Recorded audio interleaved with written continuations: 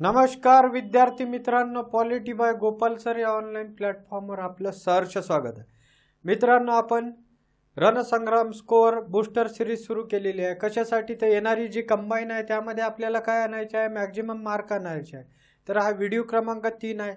या अगोदर सुद्धा मित्रांनो आपण काय केलं असेल तर प्लेलिस्ट आहे, त्यामध्ये भरपूर सारे व्हिडिओ बनवलेले आहे मित्रांनो. तर आता बघा, क्वेश्चन क्रमांक काय म्हणू आपण? पहिला काय सांगितलेलं? अनुच्छेद 21 मध्ये कायद्याने घालून दिलेल्या पद्धतीने संसद मूलभूत हक्क हिरावून घेऊ शकतात. बरोबर आहे. कायद्याने घालून दिलेली पद्धत हे आपण ब्रिटन या देशाकडून घेतलेले आहे. हे विधान काय असेल मित्रांनो? फार चुकीचे आहे. तर काय योग्य विधाने ओळखा, फक्त बरोबर आहे. आता बघा मित्रांनो, कायद्याने घालून दिलेली पद्धत आणि काय कायद्याने उचित प्रक्रिया या दोन गोष्टी अतिशय महत्त्वाच्या असतात. तर का? तर बघा मित्रांनो, काय असेल तर कायद्याने घालून दिलेली पद्धत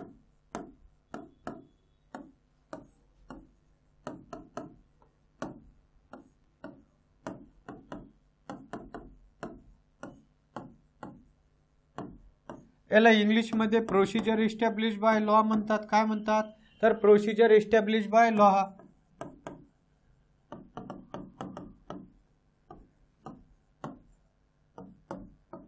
आता बघा मित्रांनो, कन्सेप्ट काय यामध्ये नाही का, जर संसद आणि विधिमंडळाने कायदा केलेला असेल, त्या कायद्यामध्ये हस्तक्षेप करण्याचं काम कोण करणार नाही? न्यायालय. न्यायालय त्यामध्ये हस्तक्षेप करणार नाही, त्यावर डिसिजन देणार नाही. मग तो कायदा कसाही असो, त्याला काय म्हणतात?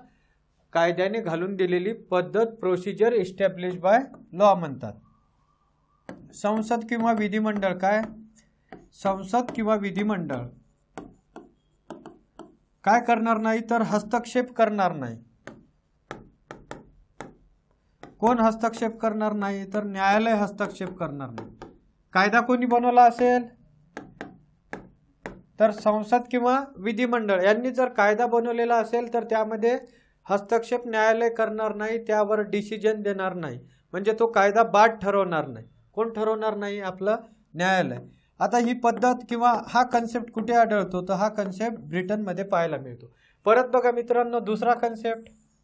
आता बघा, याला कायद्याने घालून दिलेली पद्धत, कायद्याने उचित प्रक्रिया काय असेल? कायद्याने उचित प्रक्रिया याला due to process of law म्हणतात. Process of law. आता मित्रांनो, हे परस्पर विरोधी आहे. आता बघा, इथे काय म्हटलेलं आहे आपण? संसद किंवा विधिमंडळाने कायदा केला असेल तर त्यामध्ये न्यायालय हस्तक्षेप करणार नाही. परंतु इथे काय? संसद आणि विधिमंडळ यांनी कायदा जर केलेला असेल तर त्यामध्ये हस्तक्षेप कोण करणार? तर त्यामध्ये हस्तक्षेप न्यायालय करणार. का? तर उद्या हुकुमशाहीचे कायदे जरी बनवले तर ते कायदे योग्य असेल का? नागरिकांवर काय म्हणू आपण? त्यांच्या मूलभूत हक्काचं उल्लंघन करत असेल तर ते कायदे अयोग्य ठरू शकते. कोण ठरू शकते? तर न्यायालय. तर त्याला काय म्हणतात? Due to process of law. आता बघा, हे कुठे यूज होते? म्हणजे हा कन्सेप्ट अमेरिका या देशामध्ये आहे. तर बघा मित्रांनो, भारतीय घटनेमध्ये काय लिहिलेलं आहे? तर भारतीय घटनेमध्ये प्रोसिजर इस्टॅब्लिश बाय लॉ लिहिलेला आहे. परंतु मित्रांनो, आपलं न्यायालय काय करतात? कायदे सुद्धा अयोग्य ठरवतात. जर कायदे व्यवस्थित नसेल, मूलभूत हक्काचं उल्लंघन घालणारे असेल नागरिकांवर, तर ते कायदे बाद ठरविण्याचा अधिकार आपला न्यायालयाला आहे किंवा न्यायालय त्यामध्ये डिसिजन देतात. 1978 नंतर हे आपल्याला पाहायला मिळालेलं आहे मनेका गांधी खटल्यात. आता आर्टिकल 21 बद्दल बोलत आहे आपण. आपल्या घटनेमध्ये हे लिहिलेलं आहे. बरोबर का? आता बघा, मग प्रोसिजर इस्टॅब्लिश बाय हे लिहिलेलं आहे, परंतु यामध्ये न्यायालय हस्तक्षेप सुद्धा करत आहे. कधी पाहायला मिळत आहे आपल्याला? 1978 पासून मनेका गांधी खटल्यात. मग जपान या देशामध्ये सुद्धा काय प्रोसिजर इस्टॅब्लिश बाय लॉ लिहिलेला आहे. त्यांचा कलम वगैरे 3 काहीतरी आहे त्यांच्या घटनेचं, ठीक आहे, त्यामध्ये सुद्धा. परंतु भारताप्रमाणेच काय, तर तेथील न्यायालय सुद्धा काय करतात? कायदे बाद ठरवतात. म्हणून हे आपण कोणत्या देशाकडून घेतले असेल तर भारताने हे जपान या देशाकडून घेतलेले आहे. कोणत्या? आपण ब्रिटनकडून नाही तर काय, जपान या देशाकडून आपण प्रोसिजर इस्टॅब्लिश बाय लॉ हे घेतलेलं आहे. कधी कधी आयोग विचारतात आपल्याला की कायद्याने घालून दिलेली पद्धत कोणत्या देशाकडून घेतली, तर भारताने जपान या देशाकडून आपण घेतलेली आहे. का? तर न्यायालय यामध्ये हस्तक्षेप करतात दोन्ही देशामध्ये. आता बघा, आपण हे काय घेतलं असेल तर डॉक्टर बाबासाहेब आंबेडकरांचं म्हणणं होते की काय, due to process of law घ्या. उद्या जर संसदेनं कोणताही कायदा केलेला असेल तर मूलभूत हक्काचं उल्लंघन होणार. हुकुमशाहीचे कायदे सुद्धा काय करणार, संसद करणार. तर मग नागरिकांच्या मूलभूत हक्काचं उल्लंघन होणार की नाही? तर बघा, भरपूर सदस्यांचं म्हणणं काय होतं, तर प्रोसिजर इस्टॅब्लिश बाय लॉ घ्या. का लॉ घ्या म्हटलं त्यांनी, प्रोसिजर इस्टॅब्लिश बाय लॉ? तर त्यांचं असं म्हणणं होतं की नुकतंच आपल्याला स्वातंत्र्य मिळालेलं आहे, नुकतीच आपण घटना लागू केलेली आहे. जर आपण due to process of law जर घेतलं असेल तर काय असतात, न्यायालय यामध्ये हस्तक्षेप करतात. मग संसद काय, नवीन कायदे त्यांनी बनवले. देश स्वतंत्र झाल्यामुळं आवश्यक असे कायदे संसद बनवत होती, संसद बनवणारच होती. तर मग काय, कोणाला कायदा जर नाही पटला, एखादा व्यक्ती असेल, एखादा व्यक्ती किंवा संस्था काय करणार, न्यायालयामध्ये जाणार. कोणाविरुद्ध? तर गव्हर्नमेंट विरुद्ध किंवा त्या कायद्याविरुद्ध. मग झालं की नाही, ते कायद्यावर काय येणार, स्टे येणार. मग आपल्याला कायद्याची आवश्यकता असेल तरी काय, आपल्या कायद्यावर स्टे आलेला आहे. जर ही प्रोसेस आपण घेतली, कोणती? जर प्रोसिजर इस्टॅब्लिश बाय लॉ, तर यामध्ये काय, न्यायालय हस्तक्षेप करणार नाही. मग काय झालं असेल तर 78 नंतर न्यायालयाला वाटलं की आता भरपूर कायदे बनवले, आता आपण डिसिजन देणं सुरू करूया. बघा, मग आयोग क्वेश्चन काय विचारतात की कायद्याने घालून दिलेली पद्धत आपण कोणत्या देशाकडून घेतली? ब्रिटनकडून नाही तर काय, जपान या देशाकडून घेतली. मग आपल्याला विचारतात की काय, भारतीय राज्यघटनेमध्ये आर्टिकल 21 मध्ये काय लिहिलेलं आहे, तर काय लिहिलेलं आहे हे इंग्लिशमध्ये तिथे वाचायचं. का? तर कन्फ्यूज होतात.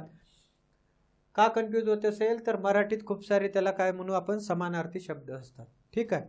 ड्यू टू प्रोसेस आहे का, तर नाही. कोणती प्रोसेस आहे आपल्या इकडे? Procedure establish by law. लक्षात ठेवायचं. आता बघा, क्वेश्चन क्रमांक 2, मूलभूत कर्तव्य भारतीय व्यक्तींना लागू. विधान काय चुकीचं आहे, भारतीय व्यक्ती नाही तर काय पाहिजे आपल्याला, नागरिक.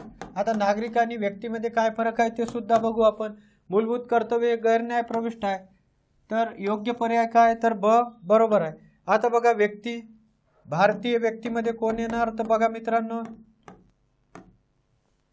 भारतीय व्यक्तीमध्ये जन्माने काय असेल, तो भारतीय. जन्म कुठे झाला असेल, भारतात. आणि नागरिकत्व सुद्धा काय, यामध्ये 2 प्रकार पडतात भारतीय व्यक्तीमध्ये. हे एक प्रकार. आता दुसरं बघू, भारतात काय झाला, जन्म झाला आणि नागरिकत्व सुद्धा त्यांचं काय आहे, तर भारतीय आहे. आता बघा मित्रांनो, दुसरा प्रकार. या दुसऱ्या प्रकारामध्ये काय असेल, तर दुसऱ्या प्रकारामध्ये जन्माने तो भारतीय आहे, जन्माने काय आहे, भारतीय. आणि नागरिकत्व काय करेल, तो इतर देशांचं, म्हणजे भारतीय नागरिकत्व नसेल. तर आता बघा, आपले काही नागरिक असतात की नाही, भारतात जन्म झालेला आहे परंतु अमेरिकेचं त्यांनी नागरिकत्व स्वीकारलं असेल, ब्रिटनचं स्वीकारलं असेल, गल्फ कंट्रीचं, इतर कोणत्याही कंट्रीचं स्वीकारलं असेल, तो भारतीय व्यक्ती आहे की नाही. मग भारतीय व्यक्ती त्यांना म्हणतात. आता बघा, भारतीय नागरिक कशाला म्हणतात, भारतीय नागरिक कशाला म्हणतात मित्रांनो, भारतीय नागरिक हा एक प्रकार. काय म्हणू आपण, जन्माने काय भारतीय आणि नागरिकत्व सुद्धा काय त्यांचं भारतीय असेल. परत बघा, आता जन्माने, आता बघा, भारतात जसे आपल्या नागरिकांनी काय केलं, इतर देशाचं नागरिकत्व स्वीकारलं, तसेच काय इतर देशांचे सुद्धा काय नागरिकांनी भारतीय नागरिकत्व स्वीकारलं असेल. म्हणजे इतर देशाचे म्हणजे काय, बघा, आफ्रिकन काही व्यक्ती असेल, परत काय म्हणू आपण, काही बांगलादेश, त्यानंतर अफगाणिस्तान आणि पाकिस्तान इथचे काही व्यक्ती असेल, त्यांना काय मिळालं असेल, भारतीय नागरिकत्व. जन्माने आपण काय म्हणू, इतर देशांचे, आणि काय नागरिकत्व मात्र भारतीय. तर एवढा फरक आहे भारतीय नागरिक आणि भारतीय व्यक्तीमध्ये. कळालं का? जन्माने इतर देशांचे आणि त्यांनी भारतीय नागरिकत्व काय स्वीकारलं असेल, तर हे नागरिकत्व असंच मिळते का? नाही. त्यांना नोंदणी करावं लागेल, 7 वर्ष भारतात राहावं लागेल, 5-7 वर्ष जे काय असेल ते, 2 वर्षापेक्षा जास्त कारावास नसावा असं काहीतरी आपल्यामध्ये नमूद आहे, डायरेक्ट मिळत नाही. मग नागरिक आणि काय व्यक्तीमध्ये एवढा फरक आहे. आता बघा, मूलभूत कर्तव्य यावर वारंवार क्वेश्चन विचारतात, क्रम सुद्धा आपल्याला माहित पाहिजे. 11 किती आहे टोटल मूलभूत कर्तव्य. त्यानंतर आपण 10 हे कधी 42वी घटना दुरुस्ती 1976 मध्ये ऍड केलेले आहे. किती? 10. त्यानंतर एक जे राहिलेलं एक 86वी घटना दुरुस्ती 2002 ने ॲड केलेली आहे, 86वी घटना दुरुस्ती. ठीक आहे. तर अशा काही गोष्टी लक्षात ठेवायच्या मूलभूत कर्तव्याविषयी. परत हे मूळ घटनेमध्ये होते का तर नाही, आताच बघितलं आपण. परत सरदार सुवर्णसिंह समिती होती, सरदार सुवर्णसिंह ही समिती खूप वेळेस विचारतात बघा मित्रांनो. याला आयोग नाही का, सरदार सुवर्णसिंह समितीला वेगळंच नाव देतात, सूरजसिंह समिती वगैरे म्हणतात. तर सरदार सुवर्णसिंह समितीच लक्षात ठेवायची. कोणती? सरदार सुवर्णसिंह. आयोग म्हणतात सूरजसिंह. तर काय असेल? चुकीचं असेल. परत या समितीने किती रिकमेंडेशन केल्या? 8. आणि गव्हर्नमेंटने किती स्वीकारले? 6. त्यांनी काय सांगितलं होतं? कर भरणे आणि काय, जर यामधल्या तरतुदींचं पालन नाही केलं तर काय, त्यांना दंड आकारा, शिक्षा द्या. या 2 तरतुदी गव्हर्नमेंटने स्वीकारल्या नाही. तसंच मित्रांनो, मतदान करणे, कुटुंब कल्याण हे आपले कर्तव्य नाही. आयोग कधी कधी म्हणतात मतदान करणे नागरिकांचे कर्तव्य आहे का? आहे का? तर नाही आहे. ठीक आहे. परत बघा हे कुठे ऍड केले असेल तर भाग 4 मधील 51 मध्ये आपल्याला पाहायला मिळतात. ते के मध्ये लक्षात ठेवायचं. आता बघा, न्यायालय 4 प्रकारचे प्राधिलेख काढू शकतात. विधान काय असेल? चुकीचं आहे. किती प्रकारचे? 5 प्रकारचे प्राधिलेख काढण्याचा अधिकार आहे. सर्वोच्च न्यायालयाला प्राधिलेख काढण्याचा अधिकार उच्च न्यायालयापेक्षा काय व्यापक आहे. दोन्ही विधाने काय आहे? चुकीचे आहे. तर हायकोर्टला नाही का मित्रांनो, उच्च न्यायालयाला व्यापक अधिकार आहे. म्हणून काय, योग्य विधाने वरीलपैकी एकही नाही. आता बघा, रिट्स म्हणजे काय असेल तर आर्टिकल 32 आणि काय म्हणू आपण 226 नुसार, आर्टिकल 32 नुसार सर्वोच्च न्यायालय आणि काय 226 नुसार काय असेल तर हायकोर्ट हे रिट्स काढू शकतात. किती प्रकारचे? 5 प्रकारचे. पहिला कोणता असेल तर हॅबियस कॉर्पस.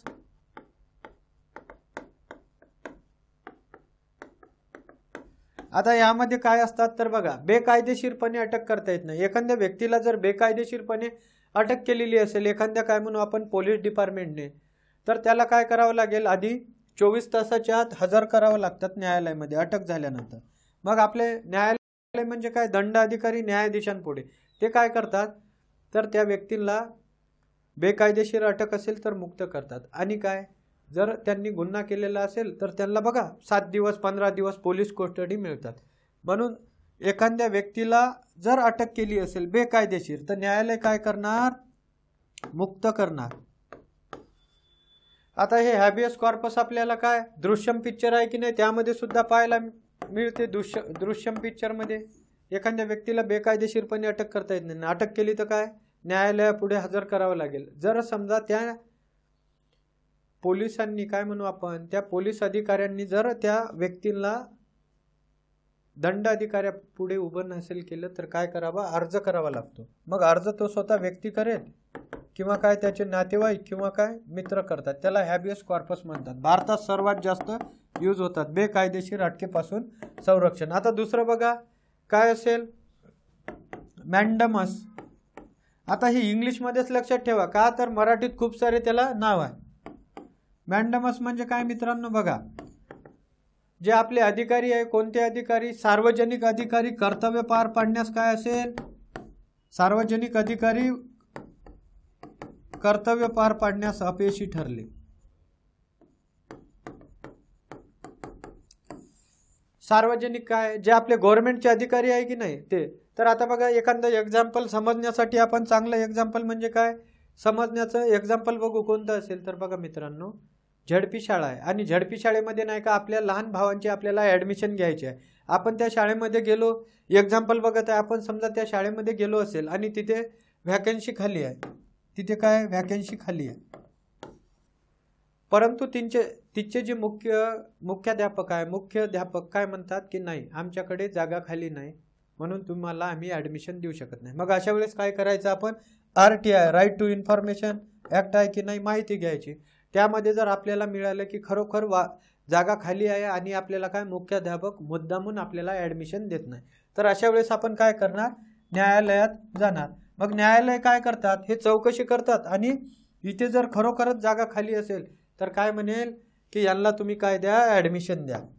बघा बरं, सार्वजनिक अधिकारी कर्तव्य पार पाडण्यास काय अपयशी. फक्त आपण कशाचं एक्झाम्पल बघितलं, झडपी शाळेचं. जेवढेही काय म्हणू आपण, जेवढेही गव्हर्नमेंटचे डिपार्टमेंट आहे त्यामध्ये जर काही अधिकाऱ्यांनी अशा प्रकारचा काय भेदभाव केलेला असेल आपल्या मूलभूत हक्काचा, तर न्यायालय त्यावर डिसिजन देतात. ठीक आहे. आता तिसऱ्या प्रकारचा कोणता, प्रोहिबिशन. प्रोहिबिशन म्हणजे काय मित्रांनो, बघा अप्पर कोर्ट काय करतात, कनिष्ठ कोर्टाला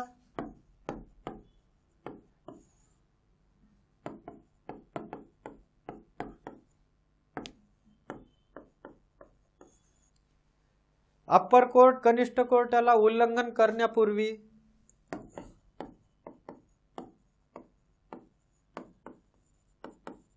काय, उल्लंघन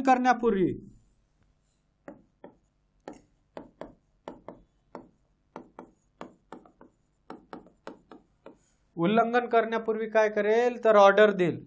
काय म्हणू, तर बघा मित्रांनो, उल्लंघन करण्यापूर्वीच खटला काढून घेतात. काय असेल, आता बघा आपले जे जिल्हा न्यायालय असतात त्यांना काय असतात, काही मर्यादा असतात. मृत्यूदंड वगैरे काय, त्यांना मृत्यूदंडाची शिक्षा देता येत नाही. तर बघा मित्रांनो, द्यायची असेल तर त्यांना हायकोर्ट किंवा वरिष्ठ कोर्टाला विचारावं लागतात. समजा त्यांनी आता पुढच्या सुनावणीला ते काय करणार आहे, पुढच्या सुनावणीला कोर्ट मृत्यूदंडाची शिक्षा एखाद्याला देणार आहे असं जर आपल्या अप्पर कोर्टला कळलं, अप्पर कोर्ट कोणता, हायकोर्ट किंवा सुप्रीम कोर्ट, तर ते काय करेल, शिक्षा सुनावली का नाही, पुढच्या वेळेस काय, पुढच्या सुनावणीला ते काय करणार आहे, शिक्षा सुनावणार आहे. तर आधीच खटला काढून घेणार. हे कोर्टासाठी आहे प्रोहिबिशन आणि काय, सर्शिओर आहे. इथे काय, प्रो म्हणजे आधीच, उल्लंघन करण्यापूर्वी काय केलेलं आहे, खटला काढून घेतलेला आहे. आता सर्शिओर आहे म्हणजे काय असेल, सर्शिओर आहे मित्रांनो, हे सर्शिओर आहे काय असतात, कोर्टासाठीच आहे. हे सुद्धा न्यायालयासाठी रिट्स आहे. तर यामध्ये बघा, कनिष्ठ कोर्टाने उल्लंघन केलेलं आहे. अप्पर कोर्ट काय करणार, कनिष्ठ कोर्टाकडून खटला काढून घेणार. कधी, उल्लंघन केल्यानंतर. उल्लंघन केल्यानंतर म्हणजे काय, हेच एक्झाम्पल आपल्याला इथं पाहायला मिळेल. उल्लंघन केलेलं आहे यांनी, काय, शिक्षा सुनावली, कोणती, मृत्यूदंडाची शिक्षा सुनावली. त्यांना अधिकार आहे का, नाही आहे. परंतु इथे शिक्षा सुनावली नाही, इथे शिक्षा काय केली, त्यांनी जाहीर केली, कोर्टाने डिसिजन दिलं. मग काय करणार, अप्पर कोर्ट तो खटला त्यांच्याकडे वर्गीकृत करणार, त्याला सर्शिओर आहे म्हणतात. आता बघा मित्रांनो, पाचवा रिट्स कोणता असेल, को वॉरंटो.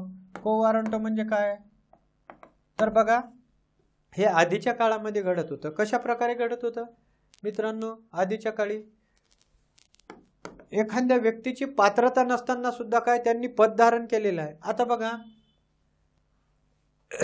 एक एक्झाम्पल बघू आपण. PSI साठी समजा आपल्याला काय पदवी ही परीक्षा पाहिजे, कमीत कमी काय ग्रॅज्युएशन हवं. परंतु एखादा व्यक्ती असेल आणि PSI पदावर तो 12वी पास असून सुद्धा काय त्यांनी पद धारण केलेलं आहे. आता घडतात का असं, आता नाही घडत, आधीच्या काळात.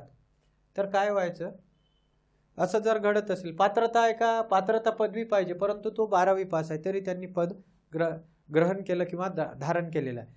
मग नाही का, एखादा कोणताही व्यक्ती, भारतीय कोणताही व्यक्ती न्यायालयात गेला त्यांच्या विरुद्ध आणि बघा हा 12वी पास आहे, परंतु यांनी काय केलेलं आहे, पदवी म्हणजे काय, PSI पद धारण केलेलं आहे. पदवी पाहिजे आणि 12वी पास असून सुद्धा. तर न्यायालय काय करेल, त्याला पदमुक्त करेल. न्यायालय विचारतात त्यांना, कोणत्या कारणाने आपण पद धारण करत आहात, पदमुक्त करा. जर अयोग्य कारण असेल तर पदमुक्त करायला लावतात. हे आधीच्या काळामध्ये. आता होतात का, आता नाही. आता झालं तर काय, नॉर्मलायझेशन मध्ये होऊ शकतात. कोणाचे 5 वाढतात, कोणाचे 25 मार्क. ठीक आहे, आपल्याला घेणे देणं का नाही, एक सांगतो. ठीक आहे. तर हे 5 प्रकार वारंवार विचारतात. आता बघा इथे काय सांगितलं, सर्वोच्च न्यायालयाला प्राधिलेख काढण्याचा अधिकार उच्च न्यायालयापेक्षा कसा आहे, व्यापक आहे. आता बघा मित्रांनो, सुप्रीम कोर्ट आर्टिकल 32 आणि काय हायकोर्ट आर्टिकल 226. बघा सुप्रीम कोर्ट हे फक्त मूलभूत हक्कासाठी काय करू शकतात, प्राधिलेख काढू शकतात किंवा रिट्स काढू शकतात. परंतु हायकोर्ट हे काय मूलभूत हक्क प्लस काय इतर गोष्टींसाठी. इतर गोष्टी म्हणजे काय, युनिव्हर्सिटी असेल, राज्याच्या रिलेटेड बऱ्याच गोष्टीसाठी प्राधिलेख काढू शकतात, लक्षात ठेवायचं. आता बघा मित्रांनो, इकॉनॉमिक्स बाय धनंजय मते किंवा पॉलिटी बाय गोपाल सर या ॲपवर काय आहे तुम्हाला टेस्ट सिरीज अवेलेबल आहे. यामध्ये 17 टेस्ट टॉपिक वाईज मिळणार, फुल एक्सप्लेनेशन आहे. आणि 3 टेस्ट काय असेल तर कॉम्प्रिहेन्सिव्ह टेस्ट आहे. फक्त किती 49 रुपयामध्ये असेल. आता बघा वन डे रिव्हिजन बॅच सुद्धा काय 100 रुपयामध्ये अवेलेबल आहे मित्रांनो. परत नाही का आपली PYQ बॅच असेल, झालेले पेपर असेल 23 ते 17 गट ब साठी, ते सुद्धा काय या ॲपवर तुम्हाला पाहायला मिळतात. आता ही PDF पाहिजे असेल तर काय पॉलिटी बाय गोपाल सर हे ॲप डाउनलोड करा आणि काय करा त्यामध्ये स्टडी मटेरियलमध्ये हे तुम्हाला PDF मिळून जाईल या क्वेश्चनची. परत मित्रांनो आपल्या चॅनलला लाईक आणि सबस्क्राईब करा, जे आपलं यूट्यूब चॅनल आहे. परत आपलं काय टेलिग्राम चॅनल आहे, कोणतं पॉलिटी बाय गोपाल सर. आता बघा भारतामध्ये मंत्र्याचे किती प्रकार तर मंत्र्याचे 3 प्रकार आहे. कोणते मंत्री असेल कॅबिनेट मंत्री, राज्यमंत्री आणि काय उपमंत्री. हे 3 प्रकार आपल्याला पाहायला मिळतात. कॅबिनेट काय असतात तर सर्वात महत्त्वाची खाती यांच्याकडे असतात. परत मित्रांनो आपण बघतो 8 दिवस असेल 15 दिवस असेल मंत्रिमंडळाची बैठक असतात की नाही, सर्व डिसिजन कोण घेत असतात तर कॅबिनेट मंत्री घेत असतात. ठीक आहे, हे सभांना सुद्धा हजर राहतात. आता बघा राज्यमंत्री म्हणजे काय तर राज्यमंत्री हे एकतर त्यांना स्वतंत्र कारभार दिलेला असतो. स्वतंत्र कारभार म्हणजे काय तर बघा एखादं डिपार्टमेंट असेल, आता कोणतं डिपार्टमेंट तर एक कोणतंही डिपार्टमेंट घेऊ आपण, सहकार समजा, सहकार डिपार्टमेंट जर घेतलं आपण, त्याचा कॅबिनेट मंत्री नाही डायरेक्ट काय राज्यमंत्री बनवलेला आहे. स्वतंत्र कारभार आला की नाही, कॅबिनेट नाही, स्वतंत्र कारभार. परत नाही का मित्रांनो 2 मंत्री असतात. आता समजा आपण काय म्हणू इथे जर अर्थमंत्री असेल, कॅबिनेट अर्थमंत्री आणि कॅबिनेट अर्थमंत्री आणि अर्थमंत्री परत एक राज्यमंत्री असतात. राज्यमंत्री काय म्हणतात तर 2 असतात, एक कॅबिनेट अर्थमंत्री, एक काय राज्य अर्थमंत्री. असे 2 वेगवेगळे व्यक्ती असतात. मग हे काय करतात यांना सहाय्य करतात. परत जर सर्व डिसिजन कॅबिनेट मंत्री घेत असतात. मग एखादी काय म्हणू आपण त्यांना सभांना जर बोलावलं, यांना आमंत्रित केलं तर हे काय हजर राहू शकतात जेव्हा आमंत्रण दिलं तेव्हा. आता उपमंत्री तर काहीच नाही, हे राज्यमंत्री आणि काय कॅबिनेट मंत्र्यांना काय करतात तर सपोर्ट करतात. आता बघा मित्रांनो कॅबिनेट हा शब्द कधी आला असेल तर मूळ घटनेमध्ये नव्हता. 2 वेळेस क्वेश्चन विचारलेला. तर हे कधी आला असेल भारतात 44व्या घटना दुरुस्तीने 1978 मध्ये आला. 352 मध्ये आपल्याला काय पाहायला मिळतो आर्टिकल. मूळ घटनेमध्ये होता का तर बिलकुल नव्हता. ठीक आहे. आता बघा राज्यपालांबाबत, राज्यपाल हे कार्यकारी मंडळ कायदे मंडळांचा भाग बरोबर व सदस्य आहे का मित्रांनो. हे सदस्य नाही, फक्त काय आहे भाग आहे. राज्यपालांना सहाय्य व सल्ला देण्यासाठी मंत्रिमंडळाचा उल्लेख घटनेमध्ये केलेला आहे तर बरोबर आहे. आर्टिकल किती असेल 163. पहिलं विधान का चुकीचं, सदस्य नाही आहे, कायदे मंडळाचा काय असतो भाग असतो. मग काय विचारलं आपल्याला खालीलपैकी योग्य पर्याय फक्त ब आहे. आता बघा कार्यकारी मंडळ आणि काय कायदे मंडळ. कार्यकारी मंडळ म्हणजे काय आणि कायदे मंडळ म्हणजे काय असते मित्रांनो, यामध्ये कायदा तयार केला जातो. आपला विधिमंडळ आहे की नाही, विधिमंडळामध्ये काय येतात तर विधानसभा येणार, त्यानंतर विधान परिषद येणार आणि काय राज्यपाल. तर बघा विधानसभेमध्ये बिल मांडलं असेल तर कुठे जाणार विधान परिषदेमध्ये, आणि विधान परिषदेमधून यामध्ये साईन होणार, कायदा होणार. आता हा जो कायदा आहे हा कायदा एक्झिक्यूट किंवा अंमलबजावणी करण्याचं काम कोणाचं असेल कार्यकारी मंडळाचं. मग कार्यकारी मंडळामध्ये कोण येतात राज्यपाल, त्यानंतर काय आपले CM येणार आणि राज्य मंत्रिमंडळ आणि महाधिवक्ता. लक्षात ठेवायचं. बघा बरं इथं सुद्धा राज्यपाल आहे, इथे सुद्धा आहे. हे काय आहे कायदे मंडळाचा भाग आहे, परंतु हे सदस्य नसतात. विधान परिषदेचे किंवा विधानसभेचे सदस्य असतात का आपले राज्यपाल तर नाही. इथे सुद्धा काय हे मंत्रिमंडळाचा भाग नसतात. त्यामुळं काय तर सदस्य आहे का ते तर बिलकुल नाही. लक्षात ठेवायचं. आर्टिकल 163 मध्ये आपल्याला पाहायला मिळतात काय असेल तर राज्यपालांना सहाय्य व सल्ला देण्यासाठी काय असतात, मंत्रिमंडळ असतात. तसंच राज्यपाल पद हे कोणाकडून घेतलं असेल आपण तर कॅनडा या देशाकडून घेतलेलं आहे. राज्यपालांची नेमणूक कोण करत असेल तर राष्ट्रपती करतात. त्यांना कार्यकाळाची हमी आहे का तर नाही. मग राष्ट्रपतींच्या मर्जीवर ते काय करतात, आपलं पद धारण करत असतात. लक्षात ठेवायचं. ठीक आहे. परत बघतो म्हटलं तर यामध्ये खूप साऱ्या गोष्टी पाहायला मिळतात. आर्टिकल 163, आर्टिकल 164 आणि 167 ही आर्टिकल सुद्धा आपल्यासाठी महत्वाची आहे. यामध्ये सब आर्टिकल आहे ते सुद्धा महत्वाचे. 167 काय तर मुख्यमंत्र्याचे कर्तव्य आहे कोणाला माहिती देणे, राज्यपालांना माहिती देणे. ही आर्टिकलवर क्वेश्चन विचारले जातात. परत बघा मित्रांनो, महाराष्ट्र निवडणूक आयोगाची स्थापना कधी झाली असेल तर बघा 91 का तर नाही, 92 का तर नाही, बिलकुल नाही, 93 नाही तर काय 26 एप्रिल 1900 काय म्हणू आपण 94. आता बघा मित्रांनो, ज्या आपल्या काय 73वी आणि 74वी घटना दुरुस्ती कधी लागू झाली असेल 1992 मध्ये ह्या घटना दुरुस्त्या झालेल्या आहे. कधी 1992 मध्ये आपल्याला माहीतच आहे. परंतु यांची घटना दुरुस्तीची अंमलबजावणी 24 एप्रिल 1993 आणि इथे काय असेल अंमलबजावणी 1 जून 1993. लक्षात ठेवायचं. ठीक आहे. परत बघा मित्रांनो, जो आयोग आहे आपला कोणता आयोग असेल, निवडणूक आयोग आणि वित्त आयोग हे सुद्धा काय 94 मध्ये आपण स्थापन केलेले आहेत. लक्षात ठेवायचं. आता बघा, भारतीय संविधानातील अधिकृत भाषेसंबंधी पुढील पैकी दिलेल्या तरतुदीमध्ये अयोग्य विधाने ओळखा. कोणती विधाने अयोग्य तर अनुच्छेद 345 नुसार घटक राज्य त्या राज्यात वापरात असणारी एक अथवा अनेक भाषा किंवा हिंदी त्यांची अधिकृत भाषा म्हणून स्वीकार करण्यास सक्षम आहे. बरोबर आहे. अनुच्छेद 347 नुसार संघ राज्याला घटक राज्याच्या अधिकृत भाषा ठरवण्याचा निर्णयामध्ये हस्तक्षेप करण्यास सक्षम आहे. हे सुद्धा विधान बरोबर आहे. अयोग्य वरील पैकी एक नाही.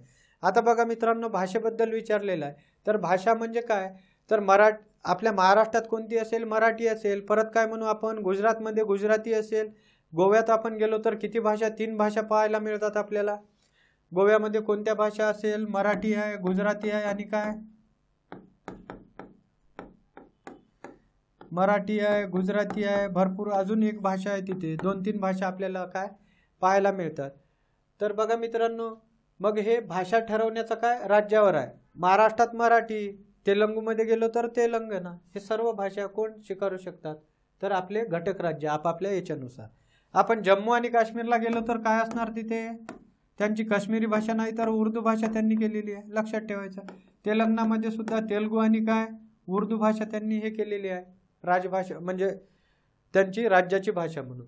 आर्टिकल 347 मध्ये काय सांगितलेलं असेल बघा, जे आपले घटक राज्य आहे की नाही तिथच्या काही नागरिकांनी किंवा काही भागातील लोकांनी जर मागणी केली की काय आमची अधिकृत भाषा म्हणून नाव द्या आमच्या, आता समजा काही आपला ट्रायबल एरिया असेल चंद्रपूर साईड, त्यांनी म्हटलं की काय जे ट्रायबल एरिया आहे त्यांनी आपल्या राष्ट्रपतींकडे मागणी केली की काही गोंड समाज आढळतो आपल्याला, एक्झाम्पलसाठी बघत आहे आपण. त्यांनी जर मागणी केली की महाराष्ट्राची अधिकृत भाषा गोंड सुद्धा असू द्या, तर काय करेल राष्ट्रपतींना वाटलं तर काय करणार ते अधिकृत भाषेचा दर्जा सुद्धा ते देऊ शकतात. ठीक आहे की नाही. तर बघा मग हे आपले आहे घटक राज्यामधला भाग आहे की नाही महाराष्ट्रामधला. परंतु काय हस्तक्षेप कोण करत आहे, राष्ट्रपती. राष्ट्रपती म्हणजेच काय केंद्र करत आहे. त्यामुळे हे सुद्धा विधान काय आहे तर बरोबर आहे. तशीच भाषेबद्दल आर्टिकल कोणती महत्वाची असेल 347, 351 सुद्धा लक्षात ठेवायचं. 351 मध्ये काय सांगितलेलं आहे मित्रांनो, 351 मध्ये हिंदी भाषेसाठी विकास करण्यासाठी हिंदी भाषेचा काय विकास. तसंच 348 मध्ये काय सांगितलेलं आहे, सुप्रीम कोर्ट किंवा हायकोर्टमध्ये वापरायची भाषा. ह्या गोष्टी सुद्धा काय करायच्या लक्षात ठेवायच्या. 348, 47 यावर काय आर्टिकलवरच क्वेश्चन विचारले जात असतात. तर ठीक आहे. परत बघा 73वी घटना दुरुस्ती 24 एप्रिल 1992 रोजी मंजुरी दिली. हे विधान अतिशय चुकीचं आहे. कधी मंजुरी 24 एप्रिल 1992 93 रोजी मंजुरी मिळालेली आहे मित्रांनो. त्यामुळे हे विधान काय आहे, चुकीचं आहे. महाराष्ट्रातील पंचायत राजमध्ये महिलांसाठी, हे इथे करेक्शन करायचं, महिलांसाठी किती 1/3 जागा राखीव आहे. नाही मित्रांनो, महाराष्ट्रामध्ये 50% जागा महिलांसाठी काय आहे तर राखीव आहे. त्यामुळे हे विधान सुद्धा काय आहे, चुकीचं आहे. तर दोन्ही विधाने कशी आहे, अयोग्य आहे.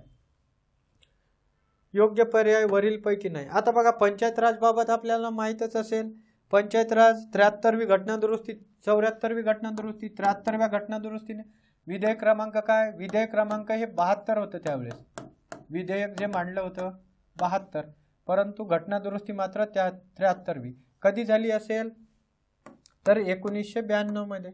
ठीक आहे. परत मित्रांनो, अंमलबजावणी आपल्याला माहित पाहिजे. अंमलबजावणी ही 24 एप्रिल 1993. 74वी घटना दुरुस्ती विधेयक क्रमांक काय असेल, विधेयक क्रमांक 73 आणि घटना दुरुस्ती 74वी. परत मित्रांनो, हे काय असेल, अंमलबजावणी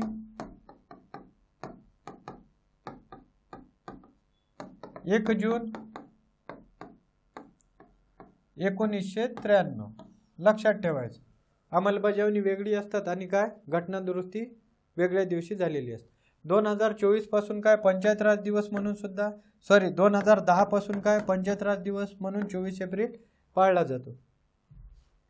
ठीक आहे. परत 73वी घटना दुरुस्ती माहितच आहे आपल्या, पंचायत राजना काय घटनात्मक दर्जा दिलेला आहे. आता बघा, खालीलपैकी कोणती समिती पंचायत राज बद्दल नाही, प्राचार्य PB पाटील समिती बरोबर आहे. ही काय असेल तर पंचायत राजसाठी नेमलेली समिती होती. PB पाटील कधीची, 1984 मधील. अहवाल कधी दिला असेल त्यांनी तर मित्रांनो, अहवाल त्यांनी 1986ला दिलेला आहे.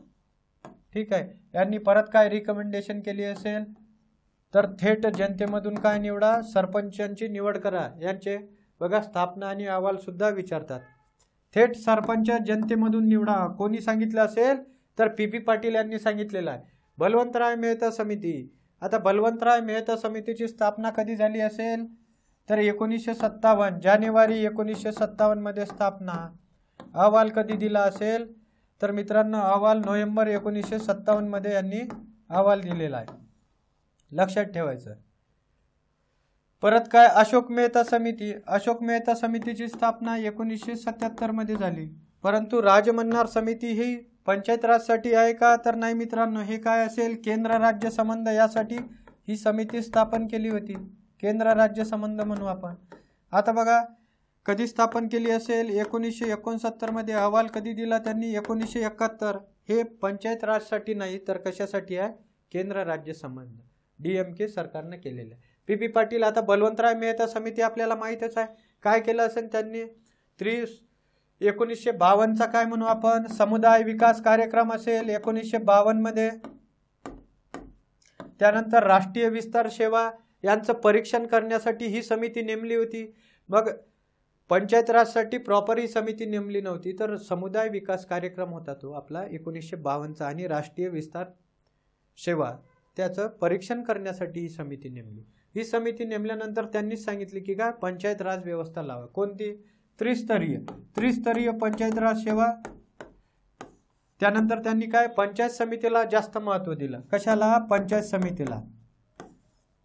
जिल्हा परिषद असेल परंतु पंचायत समिती मेन असेल. आता काय आहे मेन तर जिल्हा परिषद आहे आणि काय आपली ग्रामपंचायत असेल. परत यांनी काय सांगितलं, जिल्हा परिषदेचा अध्यक्ष कोण असेल तर IAS असेल. आहे का आता अध्यक्ष जनतेतून निवडून देतो आपण. ठीक आहे. अशा प्रकारे त्यांनी सांगितलं. परत या दोन ठिकाणी काय अप्रत्यक्ष निवडणूक आणि इथे काय जनतेतून निवडणूक.